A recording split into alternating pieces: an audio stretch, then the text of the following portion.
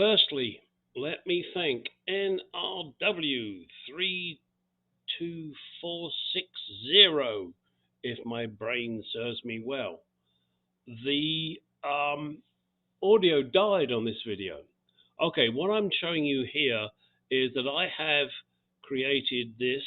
These are a washer, two washers and a spacer, super glued together because I have to put them up there inside the rear part of the bumper.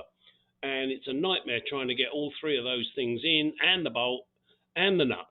It was just an absolute pain in the ass.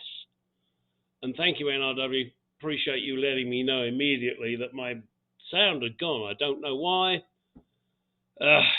Software today doesn't always work as it should. This string is what I'm using to pull the seal up once I've got the bumper fitted correctly. I'm having to raise the bumper, so I may have to undo a couple of bolts just to try and get it as high as I can. And the string, rope, cord is to pull the part of the seal up. It's the same as you would do on a windscreen. Windscreen, windshield, whatever you want to call it. Again, I do apologize for those of you that tried to watch the previous one that had no sound, and I obviously deleted it and moved on. It's going to be fun getting this in there. Inside the bumper, it doesn't look brilliant. It doesn't matter. These bumpers need re-chroming.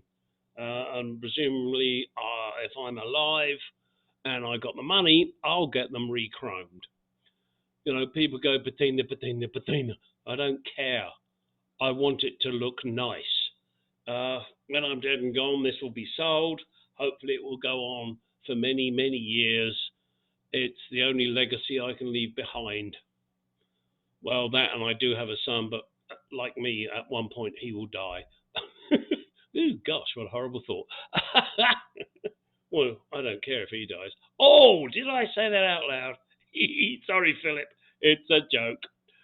All right. Okay, here we are looking at hoses. This is what's the word? A suggestion that came through from one of my subscribers, and hopefully the text will pop up in a minute and let you know who he is. He suggested using a garden hose rather than what I was going to do, which is hold the wires in place, a central location, and pump it full of mastic, silicone, whatever you want to call it, sealant, doesn't matter. So as I don't have a spare chunk of garden hose lying around, and I have a box full of hoses, I figured maybe I could find something there. May take a bit of jiggery pokery, but I reckon I can do it. Yeah. And, well, I'm just about to go. There you go. John Dingle. Hopefully I got your name right, John. Do appreciate the comment. And all of you subscribers of mine, please feel free to comment. I'd rather you didn't be offensive, but if you are, I'll just block you. So I'm looking at the various types of hoses I've got here. Some of them are more rigid than others. Some of them are flexible. As you can see, there's different colors, red and black. And I went through them trying to get the hose that would most suit. I'm showing now a piece of red hose. Love red, but that is very firm hose. It's double layered and braided. This one again was another one that was really hard and tight. Now this one, that's a little flexible. So that could be the number one choice. We'll see. There's another one here, but again, it's pretty stiff. Yeah, no, that goes to the side. This one, kind of small. So these three choices, the red one, no, sorry, love red, not going to happen. This one, because of the braiding, well, if braiding's the right word, internal, whatever, it's just too tough. Sorry, my dog's The dogs are barking. Well, you can't hear that because I'm having to re-record this video.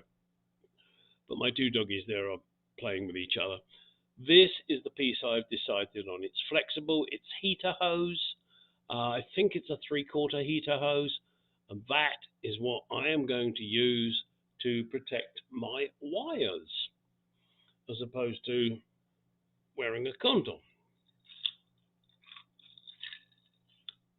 Sorry if you're hearing me chink of ice cubes in my glass.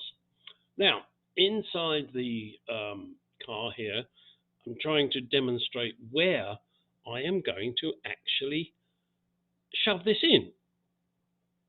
And any one of you that's worked on a car and restored it, you suddenly find some fucker has welded up a hole. Well, the fucker this time was actually me. I did some repairs. I didn't note that there was a hole there. Now, on the inside of the car, I'm not too worried that it doesn't look pretty. So that's where the hose is going to go. I'm probably going to have to trim it off level with the edge of the metal. The reason I'm saying that is because there is a panel that, if I get my fat head out of the way, where my finger is at the top, my left hand, you'll see there's a hole. There is a panel that comes down there, and that needs to make sure that everything is tucked up neatly. It's kind of a tight area, and I'm going to have fun here, and there is vinyl and moquette and all sorts of shit. But as I said, that hole that is, just above my head where my left hand was, there is a panel that you pop in there. So I got to make sure that I leave enough room for that, and if I have to modify it afterwards, I will. But that's where the wires come through, and they then run up the inner part of the wheel arch and disappear into the boot. To boot. Yeah, real fun, huh? But hey, you got to do what you got to do. And I mean, I know what this guy's prattling on about. He's just one of those old fucks. Oh, and the red dot on my head? Yeah. Guess who smacked his head on the bonnet catch? Yeah. Yeah, don't headbutt bonnet catches. It tends to make your head bleed, especially when you got no fucking hair like I have. Thank God it didn't hit me on my penis. That'd be a fucking good shot. Sorry. Oh. Old age is a bitch. All right, I'm going to shut up for a minute until I see something more relevant. Oh, look, at the end.